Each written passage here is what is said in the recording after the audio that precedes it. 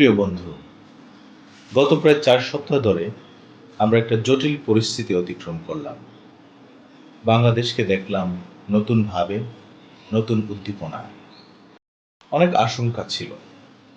আমরা যেমন আমাদের জন্য চিন্তিত ছিলাম, তেমনি আপনাদের জন্য। তারপরেও দেশ একটা কঠিন অনিশ্চয়তা থেকে কিছুটা স্থিতিশীলতার দিকে এগিয়ে আসছে। অনেক উদ্বিগ্নতায় দিন যাপন করেছি, রাত যাপন করেছি। হয়তো আপনাদের মনে ঘটে যাওয়া ঘটনাগুলো ভিন্ন ভিন্ন প্রতিক্রিয়া সৃষ্টি করেছে। এমন সময় আমরা ভাবছি আপনাদের কথা, আপনাদের মানসিক এবং আত্মিক স্বাস্থ্যের কথা। কেমন আছেন সবাই? কেমন আছেন সবাই? কেমন আছেন সবাই? কেমন আছেন সবাই?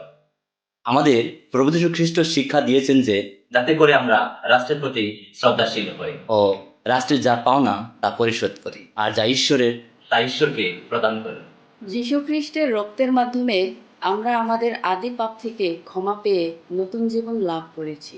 হয়তো যীশু খ্রিস্ট আমাদেরকে নতুন জন্মদানের পরপরই তার কাছে তুলে নিতে পারেন। কিন্তু তিনি চাইলেন আমরা দুনিয়াকে মোকাবেলা করি, দুনিয়াতে যাতে তার প্রতিনিধি হই ও তার ভালোবাসা দুনিয়ার সর্বক্ষেত্রে ছড়িয়ে দিই। আর এই ছড়িয়ে দেওয়া ভালোবাসার টানে হয়তো সবাই একদিন যিশুর ভালোবাসার সত্যিকারেই পেয়ে যাবে। তাই আমরা বিচার হাতে তুলে নিই না, নিজে বিচারক হইও না। হয়তো গত 4-5 সপ্তাহ ধরে আপনারা নিজেরাও নানা জটিলতায় ছিলেন। হয়তো কারো কারো মনে সাংঘাতিক ক্ষোভের জন্ম নিয়েছে। হয়তো সুযোগ পেলে কাউকে কাউকে আঘাত করার পরিকল্পনাও করেছেন। কিন্তু এই সব কিছুই শয়তানের কাছ থেকে আসে। যিশু বলেছেন যাতে করে আমরা আমাদের শত্রুকেও ভালোবাসি।